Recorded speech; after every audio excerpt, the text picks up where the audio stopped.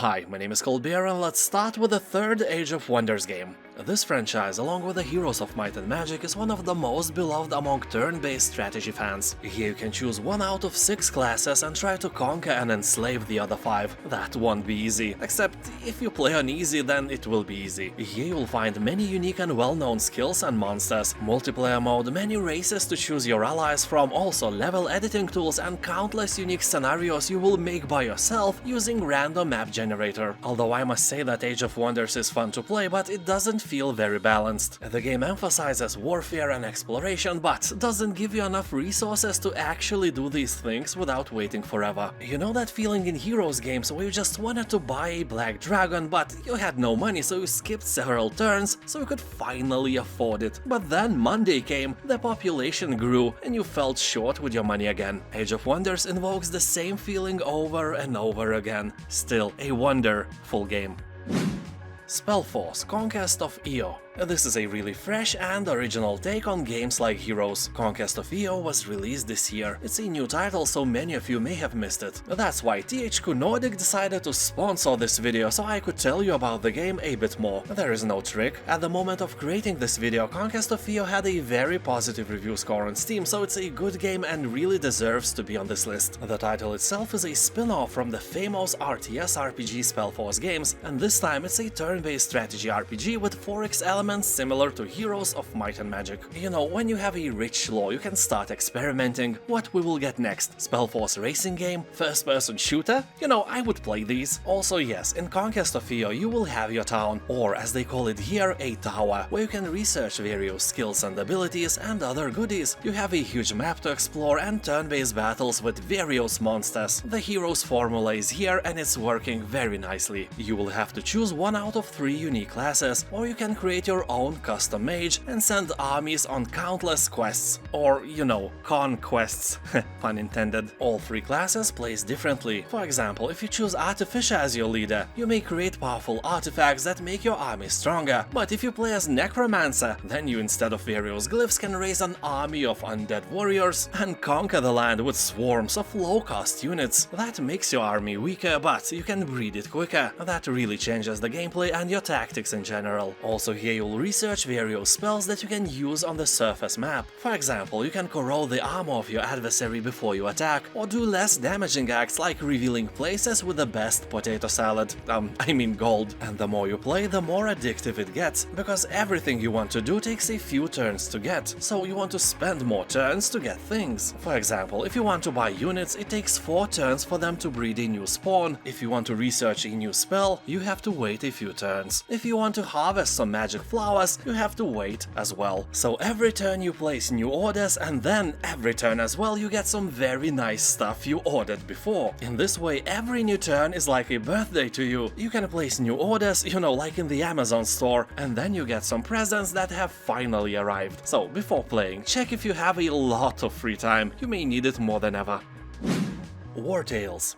Yeah, it has been 100 years since the world saw the fall of the once great Eadoran Empire at the hands of an unprecedented plague that swept the nation. So prepare to lead a group of characters in a huge open world where combat, death and thirst for riches will shape and define your day-to-day life. You are not a special chosen one ushering in a new era of peace. Nah, your goal is solely to survive, well, and thrive in this harsh and hostile land. You can recruit from the vast array of new companions with numerous unique skill sets and weapon preferences, resulting in a plethora of possible builds. You will accept contracts that will take you on a task to defend, liberate and save the many inhabitants of the land for money. You are not a hero, remember? Also, you will be able to collect bounties, from the most insignificant petty thieves to the land's most notorious figures. There is no such thing as a profit too small to take. Very wise words, probably many times spoken by Quark from Star Trek Deep Space Nine.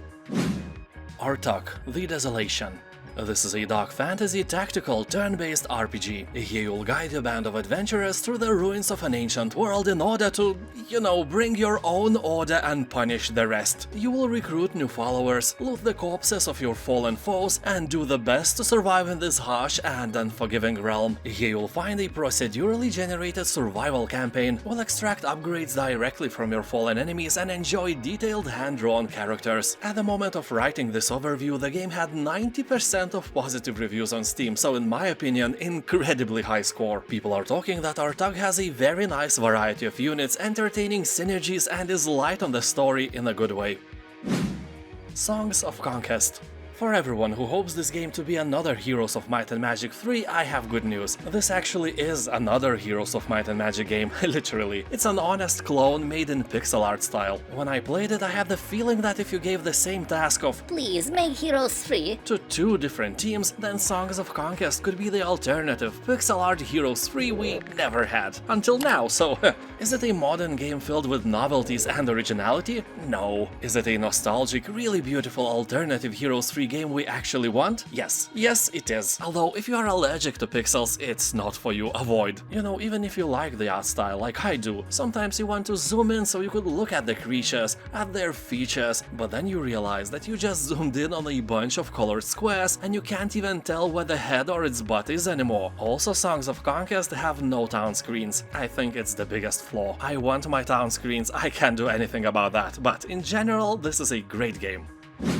Endless Legend. Here you will evolve your civilization through discovery and new advanced technologies. You will keep one step ahead of the other 8 civilizations by trade and diplomacy, or eradicate your puny enemies with the help of unit equipment, abilities, and the terrain to overcome the challenges using your humongous IQ. The game has quite high replayability because of randomly generated worlds and quests. You can set the size, shape, and topography of your new world and even create new civilizations. Also, all existing ones really differ from one another and have authentic mechanics. By the way, Endless Legend is not computer power hungry, it runs quite smoothly even if you have a potato PC that is below minimum requirements. People on Steam are saying that Endless Legend is a wonderful game with a great atmosphere, lore, and mechanics, but it also eats your time in huge amounts, so be sure you have it. King's Bounty: The Legend. Some of you don't even realize that everyone's favorite Heroes of Might and Magic game was based on King's Bounty, released in 1990s. Yeah, like literally, King's Bounty was first. Second part of King's Bounty, named The Legend, was released by a different company in 2008, and it was an instant hit. The game is a proud owner of very positive reviews on Steam, and I can confirm that. It is a really nice game to play for a fan of Heroes of Might and Magic. Gameplay, as we're used to, is divided into 2 sections: Adventure Mode and Battle Mode. Combat takes place on land or sea, in dungeons, castles, or even in some items. Also keep in mind that King's Bounty has a lot of expansions and standalone DLCs released, so it may be a bit hurtful on your wallet. But there is nothing an old good Steam sale can fix, right? Sadly, the second part of the game, King's Bounty 2, was a massive letdown, and I would rather recommend playing some older game than buying it. Age of Wonders: Planetfall. Emerge from the cosmic dark age of a fallen galactic empire to build a new future for your people, or, you know, ruin everything even more. Here you will build your kingdom with one of 6 unique factions, ranging from militant vanguard to the dinosaur-riding Amazons, cyborg zombies, and unicorn raccoon kittens of despair. Well, maybe not the latter, but I assure you that the diversity of units is really nice. Here you'll progress through each faction's missions using your wits, military strength, and diplomacy. Explore planetary ruins and encounter other survivors as you unravel the history of a shattered civilization. Game has a really nice single-player campaign and a random skirmish maps. You can play the game alone or dive into multiplayer battles and feel the shame of defeat. Eador: Imperium. So let me start with the fact that there is one older part of the game, Eador Genesis, that has a slightly better review score, but it's a way older game as well, so I decided to speak about Imperium instead, which has about 80% of positive review score on Steam. So here you will be in charge of the intertwined lives of several characters: a young wizard pursuing his revenge against the fanatics who have ruined his life, a barbarian priestess searching for a higher purpose for her people, a mercenary facing the abyss about to consume his home, or a governor appointed to rule over a defined province in times of great crisis. So we have very different characters and only one overarching story, and because of that the campaign is really fun and interesting to play. Not so great is that for some people the game constantly crashes. Almost all the bad reviews left on Steam are pointing at crashing, so don't you dare to buy this game for the full price. It's not a roulette you want to play, believe me. Although on sale the price may drop up to 70%, and that's the price you may want to risk buying the game for. Disciples: Liberation.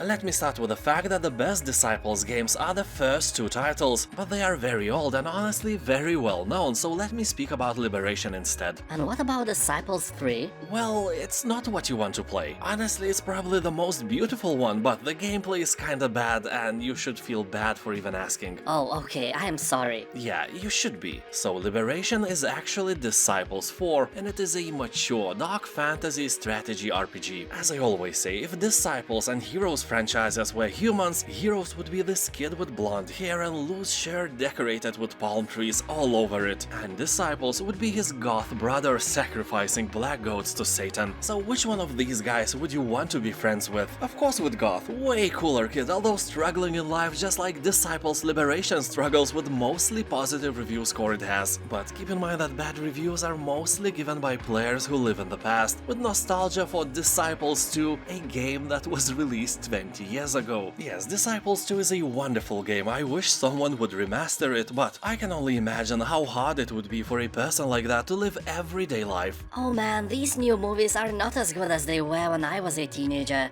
Yeah, 20 years ago computer games had a soul and today is just pure commerce. MTV was a real channel back then. Young people forgot how to keep real conversation. Back in my days! This generation is lost, the earth is doomed. Oh, shut up. If you recognize yourself, then jeez man, life is hell for you. Nostalgia is like smoking. Quit now, while you still can. So in these brand new, amazing Disciples, you will get an 80+ hour single-player campaign and can experience a dark fantasy story with more than 270 quests and objectives, and 5 unique endings to unlock. That is as modern as it can get, and if you're still struggling with a decision, you can download and play the demo version on Steam absolutely free. So again, check out SpellForce Conquest of Eo, the sponsor and newest game on this list, and I will see you next time. Have a nice day, bye!